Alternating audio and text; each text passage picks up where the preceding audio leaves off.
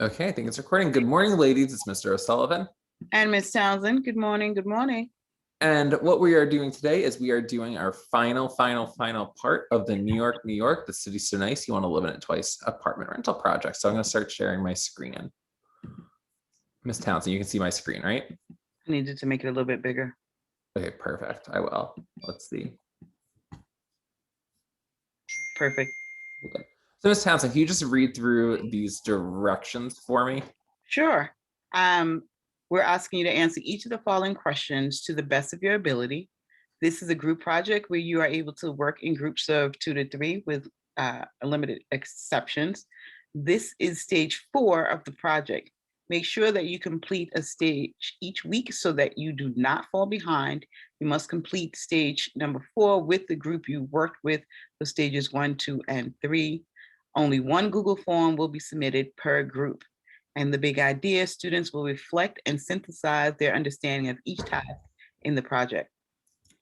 Miss Townsend. So ladies, this is basically like putting together everything you've done for this project, just like a quick little reflection, reaction to what you've witnessed and found. Okay, so the first thing you're gonna do is you're always gonna put the email address of the person submitting the form. You can't use your DOE email. You can't use your nycstudents.net email. So I'm gonna use my cosullivan9@schools.nyc.gov email. That's just what I'm gonna use. Ms. Townsend, can you read this part?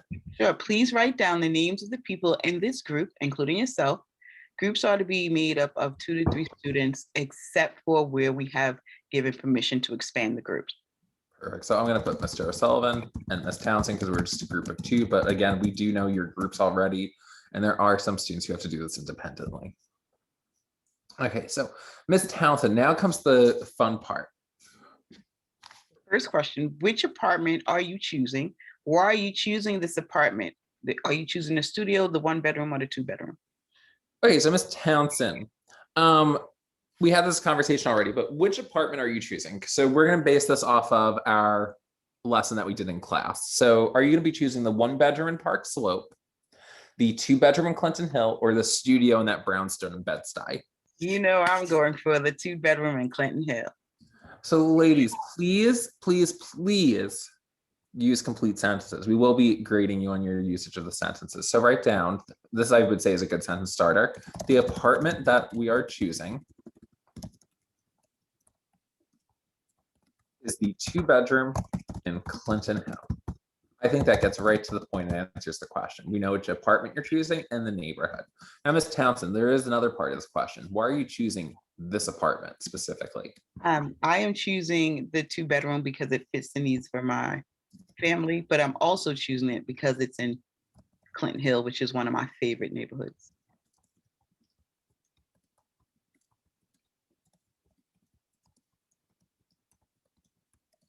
That sums up exactly what you said, right? Yes, exactly. Okay. Now, here comes the mathy part. Ms. Townsend, can you read this question? Sure. How much did you pay in rent for each apartment after 1 year? And then use the following sentence starters. After 1 year, I paid blank amount total for the studio apartment. Yeah, and then for the 1-bedroom and then for the 2-bedroom. So ladies, this actually requires you to know what your equations are. So you need to know what your equations are, which is why you do the project in order, part 1, then part 2, then part 3, then part 4, because in part 3, you actually created your equations. So what we're going to do is we're going to go to Desmos, which you worked around with in part 3 of your project. And Ms. Townsend and I wrote down what our equations were already. We wrote them on a separate sheet of paper. We know our Park Slope 1-bedroom is equation is y equals 1496x plus 3291. This is our Park Slope equation. Our Clinton Hill equation, that's an integral. I was going to do CH. No, disregard. I was going to write the equation. Our Clinton Hill equation was y equals 2150x plus 6450. And then last but not least, our Bed-Stuy studio in that nice brownstone in like Stuyvesant Heights was y equals 1650x plus 3300. So we want to know how much we're paying after 12 months, right, Ms. Townsend? That is correct. So ladies, all we're going to do is we're going to click on these equations, click on this wrench or gear, and click on table, convert it to a table. But Ms. Townsend, do I care about the 5 months or the 6 months? Nope, we only care about the 12 month. So what we're gonna do, we're just gonna hit the number 12, and this is how much money I would have paid for that one bedroom after 1 year. $21,243. So that's for our one bedroom. So we can go back to our form and we can write this in. After 1 year, I paid, it was what, 21,243. I paid 21,243 for my one bedroom apartment. Okay, now let's look at our two bedroom. So now I just click on that gear, click on convert to table, delete everything, and then I just type in the number 12. Miss Townsend, how much did I pay for my two bedroom apartment? $32,250. Perfect. I paid $32,250. So I can just copy and paste this. And I can change the number to $32,250. and change one bedroom to two bedroom. And now we're going to do our studio. After 1 year, I paid blank for my studio apartment. And let's see how much that is. So now I go to my studio equation. I click on that gear, convert it to a table, get rid of everything in there. And I just type in the number 12. And look, I paid $23,130. 23,130. Like Miss Townsend, this is what we were talking about before, where we were like, oh, the studio apartment's definitely going to be cheaper, but what does the math say? Oh, because of the net effective rent, the one bedroom is cheaper. Yeah, and there were I cut $1,000 too. Yeah, it's not just like, oh, a few hundred. I thought it was just going to be a few dollars. No, this is like a decent chunk of change. Yeah. Okay, so now which apartment is the better buy? So Miss Townsend, can you explain to us what it means to be a better buy? So a better buy is which one is the cheapest? Which one would you get for the money, for the least amount of money? And Miss Townsend, based off our findings, which one would be the best buy? The one bedroom would be the best buy. I completely agree. The one bedroom apartment in Park Slope would be the better buy. And also that actually, I would say, is definitely a better buy, especially if it's for like one person or two people, like a couple, because it's right near the subway and it's a decent size, and it's a pretty decent sized apartment. It's literally like a railroad, but it was just a one bedroom. It's a nice neighborhood. Beautiful neighborhood. Okay, were you surprised by anything you found about the apartment or the neighborhood during the apartment search? So, Ms. Townsend, was there anything that you were surprised about? I was a little bit surprised about how many options there were in terms of like reduced rent or waived rents, and just how affordable rents seem to be currently. Oh, totally. There were definitely increasing amounts of affordability, because I remember when I was first looking for this apartment, the one I'm currently in, the prices were not like this. Right. The prices were definitely not like this. And there definitely wasn't any of this free month nonsense. Now there's like 3 months free rent, 4 months free rent, 6 months free rent. So many options. Was there anything surprising about Clinton Hill that you learned, or no? Because you already know a lot about it. You already know that neighborhood, and I love that neighborhood. So there wasn't anything that was surprising to me about the neighborhood, other than just reinforcing how much I really like it. Perfect. Okay, now, Ms. Townsend, can you read this question? Yeah, please explain what the slope and y-intercept of a linear function mean in regards to renting an apartment. So, ladies, we're not going to answer this question necessarily, because this question is going to be a similar answer for a lot of you. So what we want to know is, like, what does the slope mean about my apartment? So, like, for instance, when I look at my equation, 1496x plus 3291, where does that 1496 appear in my math? What is that 1496? Is it like my rent? Is it my broker's fee? Is it my first month's rent, last month's rent? What are these numbers? So tell us what your slope and your y-intercept represent in terms of renting an apartment. Okay. So I'm just going to write to be determined.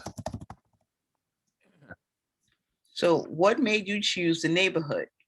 Were you choosing the apartment or the neighborhood? And so, like I said, I chose Clinton Hill. I love that neighborhood.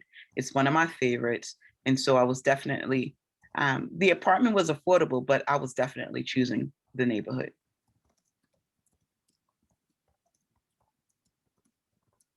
Which is the exact same reason I chose the apartment I currently live in. I chose it because it is in Park Slope. So if I was doing this project, I would definitely choose the one bedroom because I'm choosing it for the neighborhood regardless. And it's in a very nice section of Park Slope. It's in a very quiet area. So I think that you and I are sort of just like choosing things for the neighborhood now. We wouldn't really choose it for the apartment. It's Right. definitely for the neighborhood. Yeah. Okay, so now, ladies, and here's your final step of this project, examining gentrification. So, Ms. Townsend, I know we talked about this definition before. Did you agree with this? Do you agree with this definition? Or So gentrification is the process of changing the character of a neighborhood through the influx of more affluent residents and businesses. It is common and controversial topic in politics and urban planning. And yes, I agree.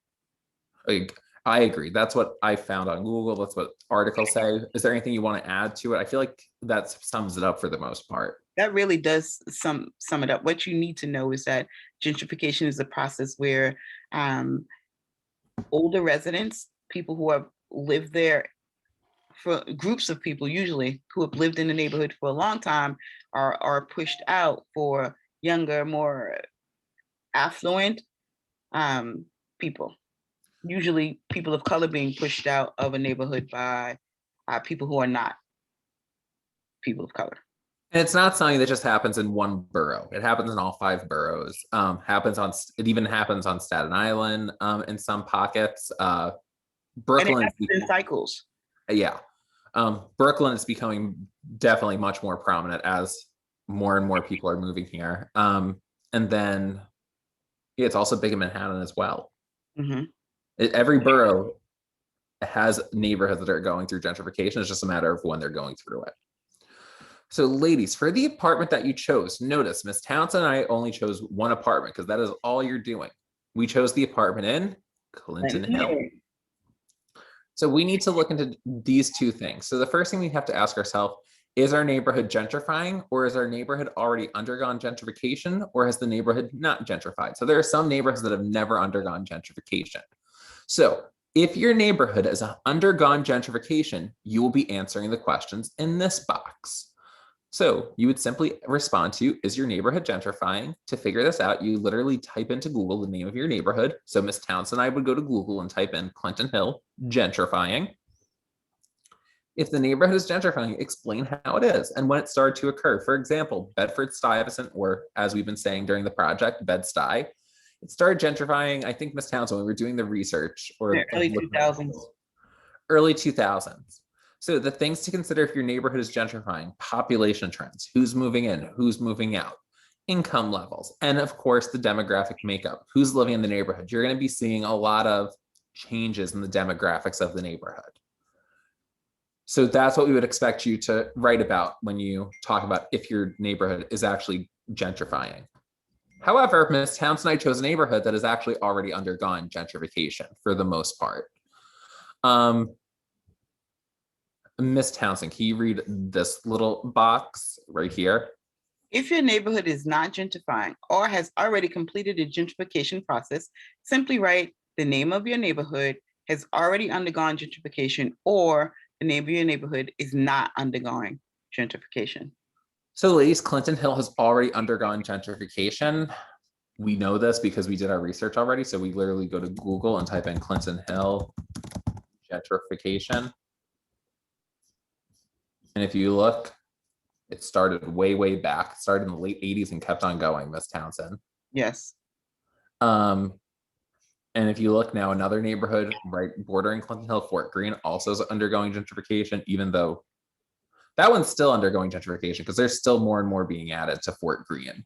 Yeah, but it has significantly gentrified in the last, say, 10 years. Yeah. So what we're going to write is Clinton Hill has already undergone gentrification. Not undergone gentrification. And it started in the late 80s, early 90s. Mm-hmm.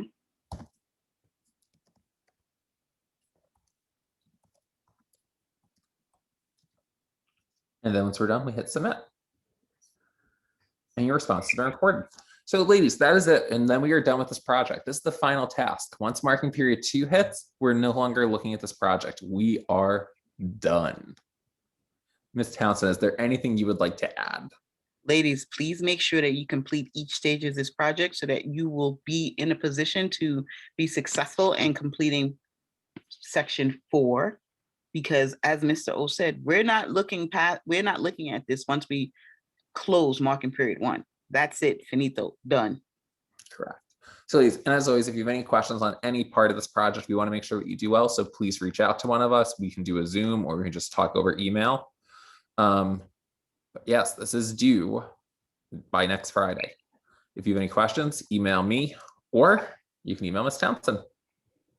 Have a great day, ladies. Good luck, ladies. Stop recording. That was the shortest one.